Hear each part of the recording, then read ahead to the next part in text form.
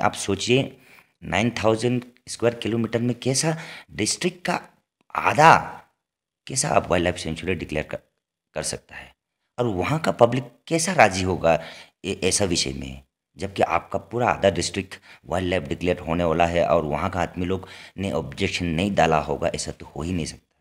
Sir, आप अपने परिचय के साथ में बता दीजिए कि आपका इदुमिश्मी ट्राइब जो पहले से किस तरह से जो नेचर है या बोलो टाइगर है ना, उसके साथ किस तरह से आप लोग का जुड़ा रहा है, मतलब ट्रेडिशनली।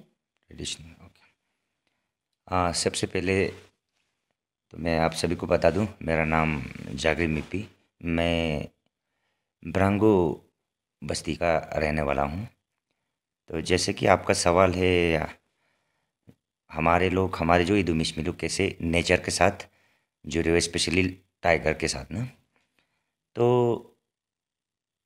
हम लोग ये इदुमिश्मी ट्राइब का ये माइथोलॉजिकली हम लोग ये मानते हैं कि जो टाइगर है वो हमारा भाई भाई है, सिबलिंग है। हम एक ही माँ के कोख से दोनों जन्मे हैं। तो टाइगर को लेके बहुत ही स्ट्रिक्ट टेबूस है, स्पेशली जब हम टाइगर को मारना तो बिल्कुल ही मना है हमारे नियम के मुताबिक, इदुमिश्मी के नियम के मुताबिक टाइगर टाइगर को आप बिल्कुल नहीं मार सकते हैं। लेकिन किसी कारण, किसी दुर्भाग्य कारण से अगर हम टाइगर को गलती से मार भी देते तो हम वही नियम कानून को अपनाते हैं, जिस तरह से हम कोई एक इंसान दूसरे इंसान को मारने के बाद जो नियम कानून होता है उसी प्रकार का सभी रिचुअल्स को फॉलो करना होता है। इसलिए जो है बिल्कुल ही टाइगर को मारना तो बिल्कुल ही स्ट्रिक्ट है, मना है, हम लोग का ये माइथोलॉजिकल बिलीफ भी है। इसी के कारण से आप लोगों को पता होगा कि आज दुनिया में बहुत सारे ऐसे जगह हैं जहाँ टाइगर लुप्त ख़त्म के कागार पे है। तो हमारे यहाँ टाइगर फल फूल इसलिए भी रहा है क्योंकि हम लोग का ये जो नियम है, जो हम लोग का ये जो टेबू से वही बचा के रखा हुआ है। इसलिए इसलिए नेचर के साथ तो हम ईद-उल-मिशमी तो कई प्रकार से जुड़े हुए हैं मिसना, जैसे कि आप लोग यहाँ आके बहुत हमारे जो बड़े भाई लोग से इंटरव्यू लिए होंगे तो आप लोग सुने होंगे, क्योंकि हम केवल टाइगर बोल के नहीं है, जितनी भी जंगल के जितने भी जानवर है, चाहे वो जंगल ही क्यों ना हो, तो हम लोग जो ईद-उल-मिशमी का जो नियम है, जो हम लोग का ट्रेडिशनल वे ऑफ जो एक प्रकार का कंजर्वेशन करने का तरीका है, वो बहुत ही यूनिक है। मतलब हम लोग जैसे कि मान के चलो आप, हमारे बस्ती के अगल बगल में कहीं एक बड़ा घना जंगल होता है, बड़ा पेड़ पौधे का जंगल भी है। तो उसे हम लोग ये कहते हैं जैसे कि आसानो, जैसे हम लोग का ये दुनिया में कहते हैं आसानो, वो आशा का, जो हम लोग का आशा एक प्रकार का स्पिरिट है, उसका घर मानता है। तो उसका स्पिरिट, वो आशा का घर में जाके हम लोग को छेड़छाड़ करना नहीं होता है।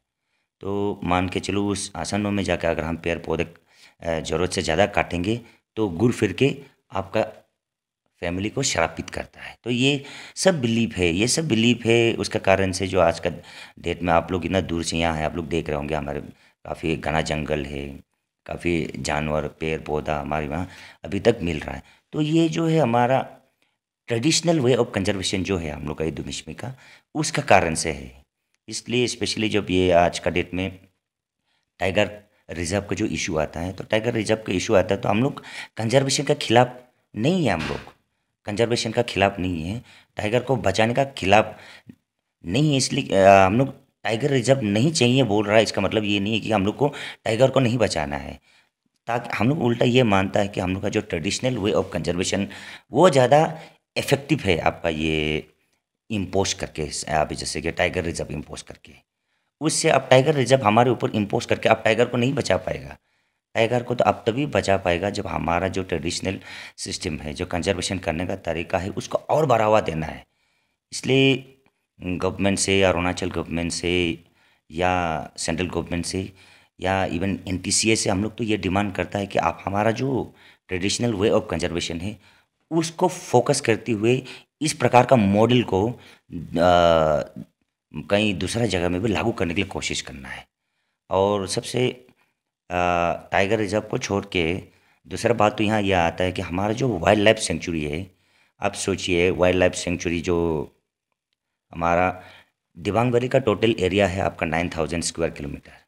तो 9,000 स्क्वायर किलोमीटर में 4,149 स्क्वायर किलोमीटर आता है आपका दिबांग वाइल्ड लाइफ सेंचुरी, जो कि 1998 में डिक्लेयर किया गया।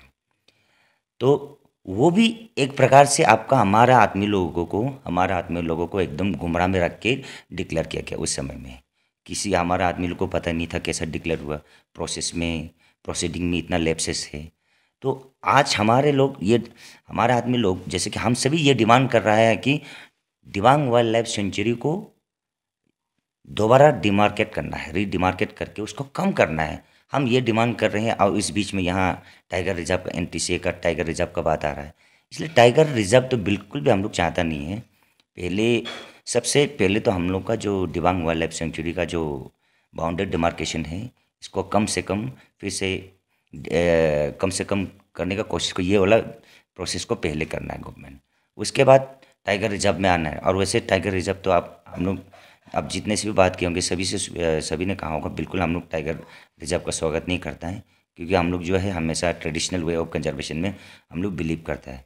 इम्पोजिशन हम लोग को बिल्कुल नहीं चाहिए, क्योंकि हमारे लोग नेचर के साथ जुड़ा हुआ, आज भी नेचर के साथ जुड़ा हुआ है, कल भी नेचर के साथ जुड़े रहेंगे। हमारे जो आने वाले जनरेशन है वो भी इसी प्रकार से नेचर के साथ जुड़े रहेंगे और नेचर को हम अपने जो तरीके से उसी तरीके से बचा के रखेंगे। धन्यवाद। सर, आप व्यूवर्स को ये भी बता दीजिए कि जगह में, किसी भी जगह में टाइगर रिजर्व आ जाता है तो वहाँ क्या क्या प्रॉब्लम्स आते हैं? जैसे कि अभी वैसे टाइगर रिजर्व को इम्पोजिशन को लेके मुझे उतना ज़्यादा जानकारी तो नहीं है, लेकिन जहाँ तक मेरा ये मानना है, टाइगर रिजर्व अब जैसे मान के चले वाइल्ड लाइफ प्रोटेक्शन एक्ट है हम लोग का, वाइल्ड लाइफ प्रोटेक्शन एक्ट है। वाइल्ड लाइफ प्रोटेक्शन एक्ट के अंदर में वाइल्ड लाइफ सेंचुरीज के अंदर में बहुत सारा अब FRA राइट मिलता है। फॉरेस्ट राइट एक्ट है हमारे जो, अगर फॉरेस्ट राइट एक्ट के थ्रू आप वाइल्ड लाइफ सेंचुरीज के अंदर में आप घर बना के बैठ सकता है, आप छोटा मोटा खेती कर सकता है, लकड़ी जलाने के लिए आप लकड़ी ढूंढ के जला सकता है, मेडिसिनल प्लांट्स वगैरह आप एक्सट्रैक्ट कर सकता है वाइल्ड लाइफ सेंचुरीज के अंदर में। लेकिन अगर टाइगर रिजर्व डिक्लेयर हो जाता है तो आप टाइगर रिजर्व का अंदर में टाइगर रिजर्व एक स्ट्रिक्ट एक बाउंड्री डिमार्केट किया हुआ है, वो बाउंड्री के अंदर में आप 1 इंच आप इधर उधर नहीं कर सकता है टाइगर रिजर्व के अंदर में।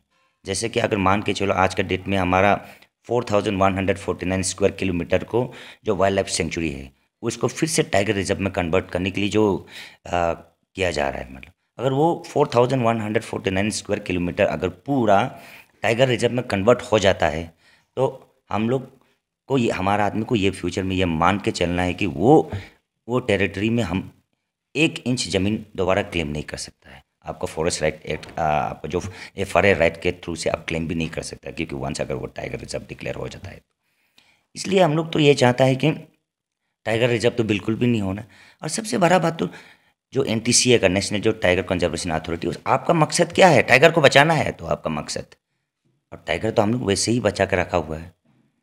जो हमारा जो ट्रेडिशनल सिस्टम है, जो हमारा ट्रेडिशनल वे ऑफ कंजर्वेशन है, जो हमारा टेबूस है, हमारे मिथोलॉजिकल बिलीफ है, वही टाइगर को बचा के रखा है। तो आपका मकसद को तो बिना आपका सहायता का हम लोग बचा के रखा हुआ है। तो हम लोग तो ये उल्टा चाहता है कि आप इसमें ज़्यादा फोकस कीजिए। हम लोगों का आदमी जो ट्रेडिशनल बिलीफ सिस्टम को, जो हमारा कंजर्वेशन सिस्टम को आप दूसरा जगह भी लागू करने की कोशिश कीजिए। बताइए कि हाँ, वहाँ एक इतना दूर दराज डिस्ट्रिक्ट में ईदू मिश्मी नामक ऐसा व्यक्ति लोग भी है जो उनका system, traditional way of conservation इतना सिस्टम बढ़िया है कि वो टाइगर वहाँ फल फूल रहा है, किस प्रकार से बच रहा है। तो ये सिस्टम को आप दूसरा जगह भी लागू करने का कोशिश करना है।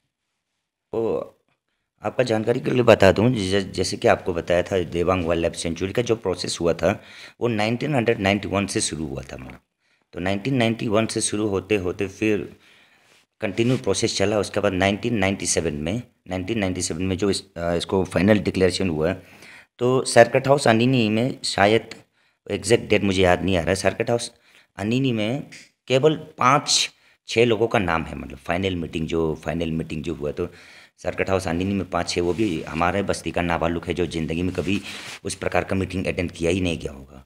उन लोगों का प्रेजेंस में फाइनल जो है यहाँ का लोग ने दिबांग वाइल्ड लाइफ सेंचुरी को ओके किया बोल के एक फाइनल, उस समय का डिप्टी कमिश्नर था हमारे जो बिलाती पाटिन सर, तो उनका बिलाती पाटिन सर ने मीटिंग को रखा सर्किट हाउस अनिनी में और ओके करके उसको डिक्लेरेशन के लिए प्रोसेस भेज दिया। तो उस समय में नियम का मुताबिक जो क्लेम्स एंड ऑब्जेक्शन का टाइम दिया जाता है, मीन्स क्लेम्स एंड ऑब्जेक्शन का टाइम दिया जाता है, तो हमारे बहुत सारे लोगों ने उस समय में क्लेम्स एंड ऑब्जेक्शन भी डाला। उन देखा तो हम लोगों ने फिर आरटीआई का थ्रू जब पेपर्स निकला तो पता चला कि उस समय में हमारे जो नाबालिग था, सीनियर्स लोग था, काफ़ी लोग ने क्लेम्स एंड ऑब्जेक्शन डाला। तो हमारा बस्ती में से भी नाबाबाता मीपी ने क्लेम ऑब्जेक्शन डाला। फिर मनमोहन नेहरू जी ने ऑब्जेक्शन डाला, ना बच्चू परे मिली, ना ताइकागे मिली, बहुत सारा लोगों का ऑब्जेक्शन है। इवन उस समय का जो हमारा जो विपक्ष का नेता हुआ करता था उस समय में नवराजस नाचो जी, उन्होंने एक ग्रुप लेके कुल मिला के 98-97 आत्मा लोगों के साथ जॉइंट सिग्नेचर के साथ में क्लेम्स ऑब्जेक्शन डाला कि हम लोग को ये दिबांग वाइल्ड लाइफ सेंचुरी जो डिक्लेयर होने वाला है उसको हम लोग अगेंस्ट करता है बोल के। उसके बावजूद भी हमारा जो वो जो हमारे लोगों ने जो ऑब्जेक्शन डाला उसको शायद जो यहाँ उस समय का जो अथॉरिटी था, यहाँ में जो कंसर्न अथॉरिटी था सर, उन्होंने नज़रअंदाज किया या तो ऊपर हायर अथॉरिटी को भेजा नहीं। लेकिन जब आरटीआई के थ्रू हम लोग ने जब आरटीआई किया तो काफ़ी कागज़ तो हम लोग को दोबारा मिला। मतलब तो देखा जाए तो हम लोगों का आदमी को जो हम लोगों का उस समय तो शायद हमारा आदमी लोग काफ़ी कम पढ़े लिखे थे, तो जितना लोग का नॉलेज में था सभी ने ऑब्जेक्शन डाला उस समय। लेकिन इतना ऑब्जेक्शन के बावजूद भी गवर्नमेंट का इच्छा था या किसका इच्छा था पता नहीं। आप सोचिए 9000 स्क्वायर किलोमीटर में कैसा डिस्ट्रिक्ट का आधा कैसा आप वाइल्ड लाइफ सेंचुरी डिक्लेयर कर सकता है, और वहाँ का पब्लिक कैसा राजी होगा ऐसा विषय में, जबकि आपका पूरा आधा डिस्ट्रिक्ट वाइल्ड लाइफ डिक्लेयर होने वाला है और वहाँ का आदमी लोग ने ऑब्जेक्शन नहीं डाला होगा, ऐसा तो हो ही नहीं सकता। तो बहुत सारा क्लेम्स एंड ऑब्जेक्शन डाला गया, फिर भी उसका बावजूद भी हम लोगों का बात को अनदेखी किया गया हमसे। उसी प्रकार का डर जो है हम लोगों को ये टाइगर रिजर्व को लेके भी है। मतलब इसी प्रकार का उस समय में हम लोगों के साथ ऐसा हुआ था, तो भी दोबारा कहीं ऐसा ना हो, तो उसके लिए अभी टाइगर रिजर्व को लेके तो हम लोग का आदमी बहुत कंसर्न है। जितना अभी उस समय तो जितना लोग ने जानकारी था उन लोग ने ऑब्जेक्शन डाला, फिर भी कुछ नहीं हुआ। तो अभी हम लोग क्या कर रहा है, पूरा गांव अभी जितना भी अफेक्टेड गांव हो या वो अफेक्टेड ना हो, तो जितना भी गांव है उसमें हम लोग जितना पंचायत सेगमेंट है सभी सेगमेंट ने हम वो लोग ने बढ़ चढ़ के ग्राम सभा किया, ग्राम सभा रेजोल्यूशन बनाया कि नहीं, पहले जो 1997 में हम लोग का साथ जो हुआ है वो दोबारा हम लोग होने नहीं देगा।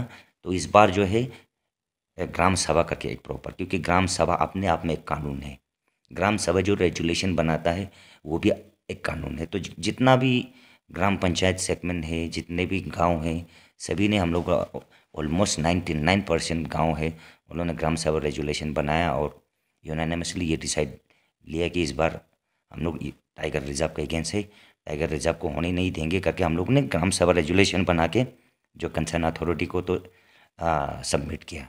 तो फर्दर इससे आगे तो एक्टिविटी क्या हो रहा है उसका हम लोग मेरा नॉलेज में भी खास नहीं है। और सबसे लक का बात तो ये है कि रिसेंटली हम लोग का एपेक्स बॉडी है IMCLS, एकदम इसमें कल्चरल लिटरेरी सोसाइटी, और हम लोगों को वो मौका मिला उन लोगों को, हमारा जो ऑनरेबल MLA, हमारा यहाँ का ऑनरेबल MLA है MLA मोपी मेहो जी, और लोअर दिबांग वैली के MLA ऑनरेबल मुची मिथी जी के साथ हमारा जो ऑनरेबल फॉरेस्ट मिनिस्टर मामा नातुंग जी के साथ मिल गया।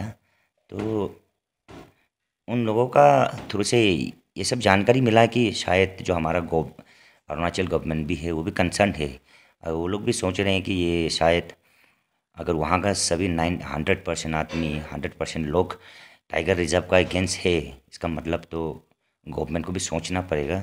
इसलिए गवर्नमेंट भी शायद हमारे पक्ष में है, और हम ये भी उम्मीद करते हैं कि गवर्नमेंट भी हमारी बात सुनेंगे और टाइगर रिजर्व को बिल्कुल भी यहाँ हम लोगों के वहाँ हमारे ऊपर इम्पोस्ट नहीं करेंगे, हम ये सोचते हैं।